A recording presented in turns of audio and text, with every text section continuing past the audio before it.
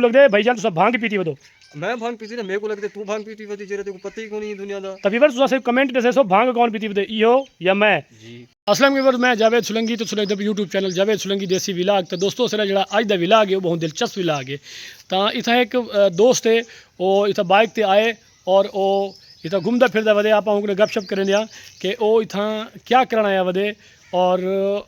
ये रकबा ये इलाका या ये बागात ये देरा हुंद है या कहीं बेद है। तो अस्सलाम वालेकुम भाईजान। वालेकुम सलाम भाईजान क्या हाल है, खैरियत है, ठीक हो? अल्हम्दुलिल्लाह जी ठीक ठाक तुम ठीक हो सर? अल्हम्दुलिल्लाह। अच्छा सी तुसा खैर है था क्या करें दे तो ये पौधे देख दो सर जी मैं अपना बाग देखदा हूं अंबे दा हुन दिहाड़े जी? ना बेचण दे जी जी अंबे दा बाग देखदा हूं वो भाईजान मेरा भाईजान ये अंबे दा बाग कहनी ये गुलाब दे फुल दा दरख्त है, गुलाब दे फुल दा ये पौधे अंबे दा बाग है विवर ये अंबे दा बाग है। बिल्कुल मैं हर साल भी चना अल्लाह दा बंदा हुन ही व्यापारी कल परसों मैं कन्यान में हाले नहीं दिता मैं चलो स्प्रे स्प्रे कर गिना इनको अंबे दा बाग है हर साल मैं चना अल्लाह दा बंदा तो विवर मेरे को कोई समझ नहीं आती पी कि ये भाईजान आख दिन कि ये अंबे दा बाग मैंने को आखे कि यह गुलाब दे फुल दा पौधा। तो दोस्तों विवर्स ये क्या ये अंबे दा बाग है?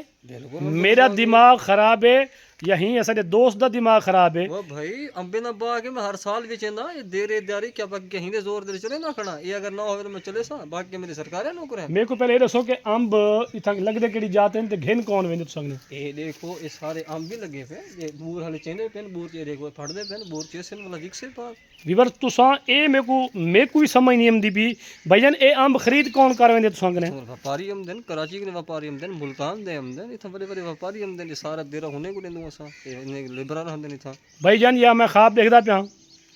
या तो मैं ख्वाब देखदा पिया या तो अज जरा असरा अज दा विलाग है वो बहुत बड़ी फिल्म नाल चलदा पे। मेरा भाई अंबे ना बाग ही है मैं पागल थोड़ी हां हर साल जर मैं वो पागल हैं जरे गिन वेंदे नहीं था लाख रुपए भरदे वो भाईजान तुसां 2025 दे विच खड़ो एक कोई अंबे दा बाग कहनी भाई 2025 कहनी 2050 है तुसां कुछ अच्छा वदे 2050 है। ओ विवर्स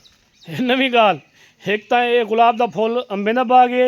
दूजा 2025 जड़ा चलदा पे ये 2025 कहनी 2050 है। बिल्कुल 2050 है 2025 गुजरे है 25 साल ठीक है मेरे बाल 2027 दे एक पैदा थे एक 31 पैदा थे अल्लाह दा बंदा तू पता किथा वदी यार मेरे को लगदे भाईजान तुसा भांग पीती वदो मैं भांग पीती ना मेरे को लगदे तू भांग पीती वदी जेरे तेको पता ही कोनी दुनिया दा तभी विवर्स तुसा सिर्फ कमेंट दसे सो भांग कौन पीती वदे इहो या मैं जी ए अपना रुकबा छोड़ के ए गुलाब दा फुल है मैं नजदीक ना लिखावा ए गुलाब दे फुल दा पौधा है या अंबे दे बाग है कुछ अच्छा वदी मेरे को लगता है तुहारे व्यूअर देखसो से फैसला तेरे व्यूअर करे से जेरे लोग तुहारे वीडियो देख देन उहे तो आको दसे कि वे अंबा दा बाग है या फुलां दा बाग है लेकिन मेरे जेरे के आसा जो विचेंदे खणू 50 साल के ना कितने ना विचेंदो हर साल ये तकरीबन मेरे ये 24 तो 25 यानी कि एक मुरब्बा है ये मैं हर साल तकरीबन थे 1.5 या 2 करोड़ दा विचेंदा इथों 1.5 करोड़ दा सी एक मुरब्बा विचेंदन हेन गुलाब दे फुल वो सही अंबे दा बाग है गुलाब दा फुल मैं कौन गिन वने पागल हैं जेरे करोड़ रुपए भर कर मैं गिन वने ना विवर्स ता तुसां दसे सो कमेंट दे विच कि अंबे दा बाग है बिल्कुल या गुलाब दे फुल हैं वो सही अंबे दा बाग ही है। तो दोस्तों आज दा मैं विलाग इसे ख़त्म करना ना तो मेरा जो दिमाग है वो फेल थी वैसे ख़राब थी वैसे इंजी शख्सियत नाल असारी मुलाकात थी सी। तुम्हारा ना क्या जनाब? मेरा ना ज़हूर अहमद सी और मशहूर डूडी साहब है मेरा बाग है सारे को साथ जैंग ने पूछा डूडी से किथा तो डूडी दे बाग ते वेंदा पिया अंबा तो विवर्स ज़हूर अहमद डूडी ने दा ना है तो ये आखदन के असारा जड़ा ये अंबे दा बाग है मैं आखदा गुलाब दे फुल हैं। तो विवर्स तुसां दसे सो कि अंबे दा बाग है या गुलाब दे फुल हैं। तो